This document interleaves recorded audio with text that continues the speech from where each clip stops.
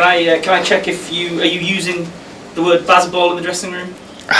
The first time I heard it was before this game, actually. So no, we've not been using that. Ben's wanted us to be entertainers. He's mentioned trying to be rock stars on the field. So it's more just been about trying to have fun and really relish every opportunity you get to go and showcase what you're about and put on a show for everyone. You and Johnny feel like rock stars today?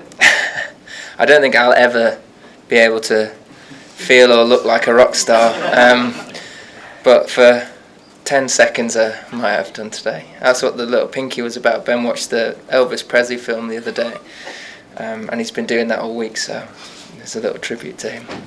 Joe, you mentioned rock stars there. It was heavy metal football, Jurgen Klopp's Liverpool. Was this heavy metal cricket, we'll say? I don't know, you can call it whatever you like, but it's great fun to play. It's great fun to be a part of. A lot of the attention at the minute is all about the batting, but we've taken 80 wickets in the last 4 weeks, which is something that we've not always been able to do, and a lot of credit has to go to the bowling group. 4 back-to-back games to seeing Jimmy Anderson bowling bounces at 7 o'clock at night the other day was pretty impressive and shows the total commitment and belief in what we're trying to do and how we're trying to go about bowling sides out, and that's a big improvement for us as a group, is to be able to do that and set up the opportunity to go and chase these totals down. Yes, it was a record chase, but they gave us a chance to go and do it, and with plenty of time left in the game to do it as well. First of all, Joe, well played. Thank you. Loved watching you play, even though you scored against us. But yeah, my question to you would be, at 107 for 3, when you were there with Johnny Bairstow, what was the feeling? Because you two are the best batsmen when it comes to form wise, and what was the thinking going on? Because 1 wicket there and England could have been all over England, but you guys ensured that there was no wicket falling from there on. You guys chased it down till the last run. So what was it going on when you both were there and the score was 100 for 3? I mean, there's been a lot of talk around the group about being positive and putting pressure back on opposition where we get opportunities, but there has been conversations as well about recognising passages of play and moments in the game where you have to absorb a bit of pressure, and that was just one of them. India were all over us for a little bit. They were up.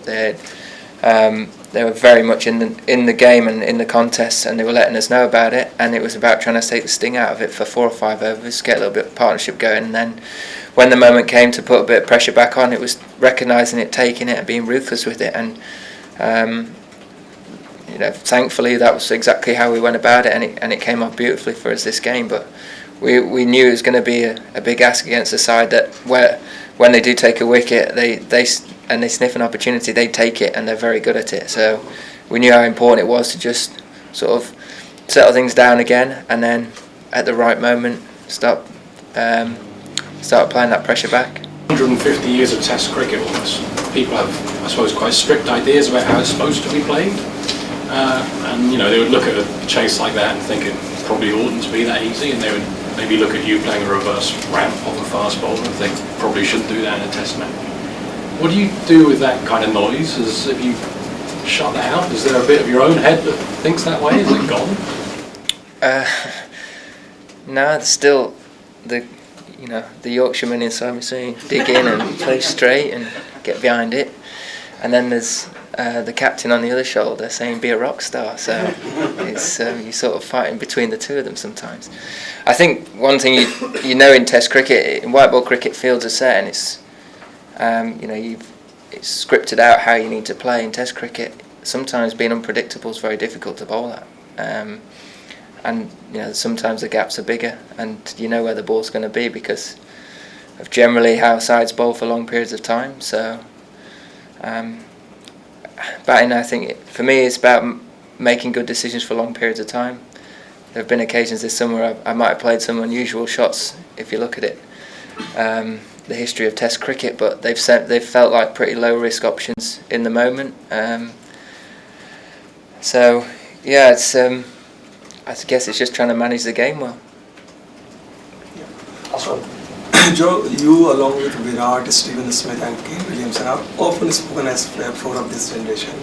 Since 2021, all of them has managed just 100 and you have managed 10. What is the reason behind this remarkable turnaround?